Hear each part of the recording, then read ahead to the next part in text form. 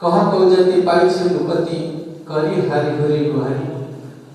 तेणु आम से जाति आमर अतीत अति समृद्ध दिन थिला। आम जेजे जेजे बापा क्या घरे खाऊ नथिले, जदि गाँव कहार काम होता सी आम घर आगे सीधा दौला जे आज महाराणा आसव आमर कबाट तैयारी को तुम घरे से खाइब। आज जुग बदलला, आम जहाँ घरे पतर पकड़ आम बाप अजा घृणा करुले आम आज अनायासे घरे खाई पार्छ। समय बदल से भोगर भूगोल आज ना आमको किए धमकेब, आमको किए आखि देखेब। आज जुग बदल आम समस्ते आर्थिक दृष्टि उणा अधिक सुदृढ़ होते स्वच्छल होते एमती कहीं ना जे दिने खाई दिने उपास रोचे। भोकर भूगोल जेहेतु दूर होती आम निश्चित भाव में आज समाज में प्रतिवाद कर समय आसी। दिन थिला मुझे 7-8 वर्ष रही मो जेज जेजर साथे जाइए गोटे गाँव को द्वार पर जेजे डाकिले अमुक कका अच्छ कि 25-26 वर्ष भुआसुरी बहुटा शशुर पत्र माँ किए डाकुची कि ना से नाथिया कमरा आई शब्द केमती सब व्यवहार होता जाति प्रति। मो जेजर बयस 70-75 वर्ष बयस जेजे को गोटे 25-24-25 वर्ष भुआसुरी बहु कहूँ नाथिया कमार। समाज में आमको केते घृण चक्र देखते ये तार निच्छक ज्वलंत उदाहरण। तेणु यही कथा मन सब प्रतिध्वनित हुए सामाजिक स्तर में आमको सम्मान सहित बचार अच्छी। आपण मैंने समस्ते काम कर काम करुच्ची। सौभाग्य आज अनेक सरकारी क्षेत्र में काम कर सरकारी कर्मचारी बंधु गुरुजन मैंने जो मैंने अवसर से आज आम सहित अच्छा कि दिन थिला सरकारी चाकरी करते बंधु मैंने काम करता मूल मजूरी लगे भाई मैंने हीन दृष्टि देखुले। आज जुग परिवर्तन है भाई मैंने आज आगको उत्साहित कर संगठन को आगक ना चाहते। तेणु से जो भाई मैंने उपस्थित जो मैंने सरकारी क्षेत्र में उच्च पद में अधिष्ठित से जोरदार कर्तव्य देवा जो मैंने आज आम सहित अच्छा सरकारी चाकरी अवसर देला सरकारी चाकरी थी से आमको देखुं। द्वितीय कथा हूँ आज आम स्वाभिमान सहित बचा बर्तनिया काम आप जानते बर्तनिया काम थिला जो भाई जुलुम चली आम जो अत्याचार चलता बर्तनिया काम बंद है से अत्याचार आम मुक्त हेले चलती किसी जगह हाजिरा काम जो हाजिरा काम चलती मो भाई मान अनुरोध करी कौन सी लोकर कौन सी जाति भाई काम कर हाजिरा करूँ कौन से अड़ारे काम करूँ किंतु कौन सी व्यक्ति विशेष आपण मैंने हाजिरा काम करूँ ना कबाट लगे ये पैसा लगे कंटे पाए भी पैसा लगे हाजिरा काम करते सम्मान मिले। मुझे मत किए गंगा तू बोली कहीदेव मुझे जानी से मोर जो गंगाधर बाबू छड़ा जी गंगा कहीदेव काम कर सब भाई सम्मान सहित काम करूँ। तेणु ये सब सम्मान को आप बचे रखा चाहतु मु विशेष किसी कही ये कार्यक्रम आगे नेबी।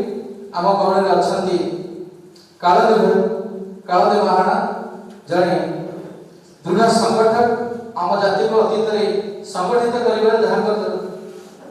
गुरुत्वपूर्ण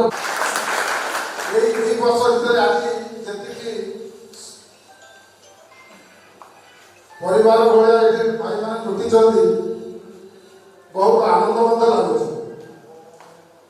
प्रथम कथा जो कार्ड लिखी जो सांगठनिक कर्मकर्ता बाछा कम कहले तो बहुत अनेक कथा अच्छी कि प्रकृत सीना आम घर रड़ कि भुवनेश्वर 71 मसीह रही 2 वर्ष गाँव में सब भाई मान देखुची परस्पर जानवाई चेष्टा समस्त कही एपर्तन जानी पारना।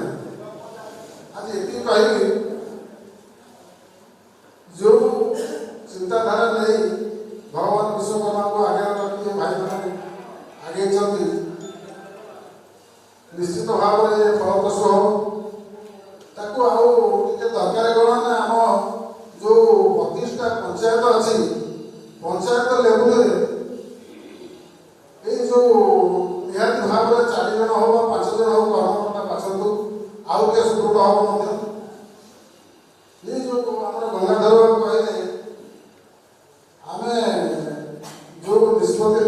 ଟଙ୍କା ନେଉଛୁ ସବୁ ଭାଇମାନଙ୍କୁ ନେଇକି ନେଉଛୁ, ଏଇଟା ମଧ୍ୟ ଠିକ୍ କଥା। କିନ୍ତୁ କାହା ଉପରେ ନିର୍ଭର ନ କରି ଯେଉଁ ଆଉ ଗୋଟେ କଥା ହେଲା କ'ଣ, ଆମେ ଯେଉଁ କାମ କରୁଛେ ଗଙ୍ଗାଧର କହିଲେ ଆମେ ଠିକାରେ କରିବା ବା ହାଜିରେ କରିବା, ଠିକ୍ କଥା, ହାଜିରେ କରନ୍ତୁ ବା ଠିକାରେ କରନ୍ତୁ, କିନ୍ତୁ ଆମ ଭିତରେ ଅସହାୟ ମନୋଭାବ ନ ରହୁ। ମୁଁ କାମ କରିଛି, ଆଉ ଜଣେ ଭାଇ ତା ପାଖରେ ପହଞ୍ଚିକି 5 ଟଙ୍କା କମେଇ ଦେଇକି ନ କରୁ। ଏମିତି କରିବା ଦ୍ୱାରା କ'ଣ କି ଆମ ଭିତରେ ଜାତିଭେଦ ସୃଷ୍ଟି ହେଉଛି। ସେ ଜାତିଭେଦକୁ ଦୂର କରିବା ପାଇଁ ପଞ୍ଚାୟତ ସ୍ତରରେ ଆମେ ଯଦି କମିଟି ଗୋଟେ ଗଠନ କରିବା 5 ଜଣଙ୍କୁ ନେଇକି, ଏମିତି ଯେତେବେଳେ ଆମେ ଏକାଠି ହେବା ବ୍ଲକ ସ୍ତରରେ ସମସ୍ତେ ଟେଲିଫୋନ କରିଦେଲେ ମଧ୍ୟ ସମସ୍ତେ ଯାଇ ଏକାଠି ହୋଇପାରିବେ। ଇଏ ଗୋଟେ କଥା। ଆଉ ଗୋଟେ କଥା କ'ଣ ହେଉଛି ନା, ଆଗକୁ ଗଲେ ନିଶ୍ଚିତ ଭାବରେ ଝୁଟିବେ, କିନ୍ତୁ ମୁଁ ଟିକେ 2 ମିନିଟ୍ ସମୟ ନେବି। ମୋ ନାଁ ହେଉଛି କାଳଚରଣ ମହାରଣା, ଆମ ଘର ହେଉଛି ରଡ଼। ମୁଁ ଯେଉଁ 71-72 ମସିହାରୁ ରହିଲି ଭୁବନେଶ୍ୱରରେ, ଏଇ କୌଳିକ ବୃତ୍ତି କରେ, ଏଇ କାଠ କାମ କରେ। ମୋ ଭାଇ ମୁଁ ଆମେ ବହୁତ ଯାହା କରିଛୁ ନ କରିଛୁ ସେ କଥା କହୁନି। ଆଜି ଯେତେବେଳେ ବିଶ୍ୱକର୍ମା ମନ୍ଦିର ଭୁବନେଶ୍ୱରରେ ତିଆରି ହେଇଛି, ସେତେବେଳେ ଆମେ ଆରମ୍ଭ କଲୁ 98-99 ମସିହାରେ। କିନ୍ତୁ ତା ଆଗରୁ ଥିଲା କେଉଁଠି, ଆମର ରାମ ମନ୍ଦିର ଛକରେ। ରାମ ମନ୍ଦିର ଛକରେ ଯେଉଁ ଥିଲା ସେଠି ସବୁ ଆମର ଏଇ ଜାତି ଭାଇ ବ୍ରହ୍ମପୁର ଲୋକ ପ୍ରାୟ ଥିଲେ। କିନ୍ତୁ ତାଙ୍କ ଭିତରେ ଯେଉଁ ବିଭେଦ ସୃଷ୍ଟି ହେଇକି ସେ ଯେଉଁ ରାମକୃଷ୍ଣ ପଟ୍ଟନାୟକ ସେ ଯେଉଁ ଜାଗା ନେଲେ ଇଏ ହେଲେ ସେବେଠୁ ସେ ଭାଙ୍ଗିକି ଯାଇଥିଲା। ଯେତେବେଳେ ଆମେ କିଛି ଲୋକ ଆମର ଏଇ ନିମାପଡ଼ା ବ୍ଲକରୁ ମୁଖ୍ୟ ଭୂମିକା ଗ୍ରହଣ କରିବାରେ ମୁଁ, ଆମର ଏଇ ଯେଉଁ ଶିରିପାରି ଫକୀର ଅଜା, ମୁଁ ନିମାପଡ଼ା ବ୍ଲକର କଥା କହୁଛି। ଯେତେବେଳେ ସଂଗଠନ ଆଗ ବଢ଼ିଲେ ଭୁବନେଶ୍ୱରରେ ସାରା ଓଡ଼ିଶାର ଲୋକ ରହୁଛନ୍ତି। ଯେତେବେଳେ ଆମେ ସଂଗଠନ କଲୁ କିଛି ଲୋକଙ୍କୁ ନେଇକି ବହୁତ ବାଧାବିଘ୍ନ ମଧ୍ୟ ଆସିଲା, ତାପରେ ସଂଗଠନ କରିବା ପାଇଁ ଆମକୁ ପ୍ରୋତ୍ସାହନ ଦେବା ପାଇଁ ଆମେ ଡାକ୍ତର କାହାକୁ ନା ପୁରୀ ବାଞ୍ଛାନିଧି ମହାରଣା, ନରିମାଣାଙ୍କୁ ବାଞ୍ଛାନିଧି ମହାରଣା, ଆମର ଏଇନା ଯେବେ ଅଛନ୍ତି ନିଖଳ ବିଶ୍ୱକର୍ମା ସମିତିର ସଭାପତି, ଆଉ କଟକର ବଟବାବୁ, ସମସ୍ତେ ଡାକିଲେ। ଆଉ ପୁରୀ ଜଗନ୍ନାଥଙ୍କ ରଥ କାମ ବା ଜଗନ୍ନାଥଙ୍କୁ ତିଆରି କରୁଥିବା ଯେଉଁ ମୁଖ୍ୟ କାରିଗର ସେ 3 ଜଣଙ୍କୁ ଡାକିଲେ। ଆଲୋଚନା ଭିତରେ ସବୁ ନିଷ୍ପତ୍ତି ନେଲୁ, କିନ୍ତୁ ଆମେ ଗୋଟେ ବସିବାକୁ ଜାଗା ନାହିଁ, ବସିବା ଜାଗା ଗୋଟେ ଠିକ୍ କରିବା।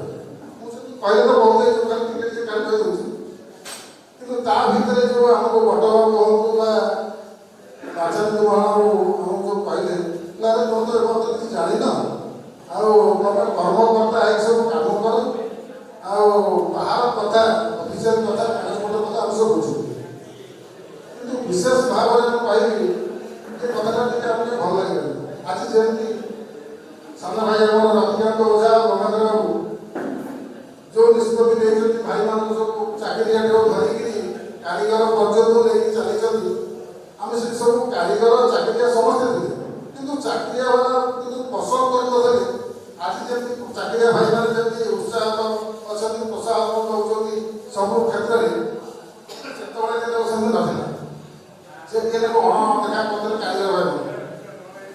ଏଇ ବାବଦରେ ଆମେ ସବୁ ଯେତେବେଳେ ସେ ଯେତେବେଳେ ନିଜେ ଚାହୁଁଛନ୍ତି ଦାୟିତ୍ୱ ନେଇ କିଛି ଆଗକୁ ଯିବା ପାଇଁ, କିନ୍ତୁ ଆମେ ମନ୍ଦିର କାରିଗରଙ୍କ ସହିତ କି ଆଲୋଚନା କରୁ। ମନ୍ଦିର କାରିଗର କହିଲେ ଶୁଣ, ପୁରୀରେ ହେଉଛି 3ଟା ସଂଗଠନ, ନିଖଳ ବିଶ୍ୱକର୍ମା ମହାରାଜ ସମିତି, ନିଖଳ ବିଶ୍ୱକର୍ମା ମହାସଭା, ଆଉ ଏଇ ଯେଉଁ 18 ଭାଇଆ ଭାଇ ଯେଉଁ ଅଛନ୍ତି ଯେଉଁ ରଥ ତିଆରି କରୁଛନ୍ତି, 3ଟା ସଂଗଠନ। ତମେ 8ରେ ନ ବସି ତମେ କ'ଣ କରିବାକୁ ଚାହୁଁଛ କର, କିନ୍ତୁ ଆମେ ସେତେବେଳେ ସଂକଳ୍ପ ନେଇଛୁ 4-5 ଜଣ ଆମେ କିଛି କରିବା। କିନ୍ତୁ ପ୍ରଭୁଙ୍କ ଦୟା ବିଶ୍ୱକର୍ମାଙ୍କର ଆମ ଓଡ଼ିଶା ପ୍ରତି, ଆମ ଭାଇମାନଙ୍କ ପ୍ରତି ଏତେ କୃପା, ଏତେ ଦୟା, ଏତେ ଆଶୀର୍ବାଦ ଅଛି। ଆଜି ସାରା ଓଡ଼ିଶାରେ ନାଁ କରିଛି ବିଶ୍ୱକର୍ମା ମନ୍ଦିର ଭୁବନେଶ୍ୱର। ଆଉ ସେ ନାଁ ହେଉଛି ନିଖଳ ବିଶ୍ୱକର୍ମା ସମିତି ବ୍ୟାନର ତଳେ ନାହିଁ, କି ନିଖଳ ବିଶ୍ୱକର୍ମା ସମିତି ବ୍ୟାନର ତଳେ ନାହିଁ, କି 18 ଭାଇଙ୍କ ତଳେ ନାହିଁ। କିନ୍ତୁ ଆମର ଗୋଟିଏ ଲକ୍ଷ୍ୟ ହେଉଛି କ'ଣ, ବିଶ୍ୱକର୍ମା ସମିତି, ବିଶ୍ୱକର୍ମା ଦେବ ହେଉଛନ୍ତି ଆମର ମୁଖ୍ୟ, ଆମେ ତାଙ୍କର ସବୁ ଦାୟକ। ଏ ଦାୟକ ଭାବ ନେଇକି ଯେଉଁ କାର୍ଯ୍ୟ କରିଥିଲୁ, ଆଜି ବିଶ୍ୱକର୍ମା ମନ୍ଦିର, ବିଶ୍ୱେଶ୍ୱରୀ ମନ୍ଦିର, ବିଶ୍ୱନାଥ ମନ୍ଦିର, ମା କାଳୀ ମନ୍ଦିର, ସମସ୍ତ ଜିନିଷ ସେଠି ସବୁ ତିଆରି ହେଇଛି। ଏବେ ଏଇଟା ଆମର ଏଇ ନିମାପଡ଼ା ପଞ୍ଚାୟତର ଜଣେ ଅଛନ୍ତି, ଅଛନ୍ତି ଯାହା ସେଠି ବହୁତ ସୁଖରେ ଚାଲିଛି। ଆଜି ଆମ ଜାତିକୁ ଅଣଦେଖା କରୁଛନ୍ତି, କାହିଁକି କରୁଛନ୍ତି? ଆମର ଯଦି 12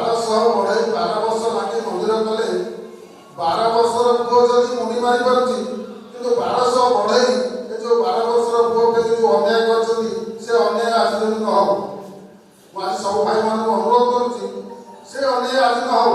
ଆମେ ସମସ୍ତେ ଭାଇ ଭାଇ ଆମର ଇଷ୍ଟଦେବ ହେଉଛନ୍ତି ପ୍ରଭୁ ବିଶ୍ୱକର୍ମା, ତାକୁ ଭାବରେ ରଖି କାମ କରିବା, ଆଗକୁ ବଢ଼ିବା। କିନ୍ତୁ ଗୋଟିଏ କଥା କହିବି, ଯେଉଁ ନିଷ୍ପତ୍ତି ନେଇଗଲେ ଭାଇମାନେ ଯେଉଁ ସାଂଗଠନିକ କଥା ସେଇଟାକୁ ଆଗକୁ ନିଅନ୍ତୁ। କିନ୍ତୁ କହିଲେ ତ ବହୁତ କଥା କହିହେବ, କହିଲେ ସେଥିରେ କିଛି ଏଇନାକେ। କିନ୍ତୁ ଆମେ ସମସ୍ତେ ପଞ୍ଚାୟତ ସ୍ତରରୁ ପଞ୍ଚାୟତରେ 5 ଜଣ 3 ଜଣଙ୍କୁ ନେଇକି ଯେଉଁ କମିଟି କରିବା ଆଉ ଏକାଠି ହେବା, ଆଗାମୀ ଆଉ 17 ତାରିଖରେ ବିଶ୍ୱକର୍ମା ପୂଜା। ମୁଁ ବି ଏ ଭାଇମାନଙ୍କୁ ପିଲାମାନଙ୍କୁ ନିଶ୍ଚିତ ଭାବରେ ପ୍ରୋତ୍ସାହନ କରୁଛି। କିନ୍ତୁ ସୁନ୍ଦର ଭାବରେ ଯେଉଁଠି ନିୟମପଡ଼ା ହେଉ ବା ଯେଉଁ ଆମ ପଞ୍ଚାୟତ ଏରିଆରେ ହେଉ ପୁରା ସୁନ୍ଦର ଭାବରେ ପ୍ରଭୁଙ୍କ ପୂଜା ଅର୍ଚ୍ଚନା ମଧ୍ୟ ହେଉ। ଏଥିପାଇଁ ମୁଁ ମୋ ବକ୍ତବ୍ୟ ଶେଷ କରୁଛି।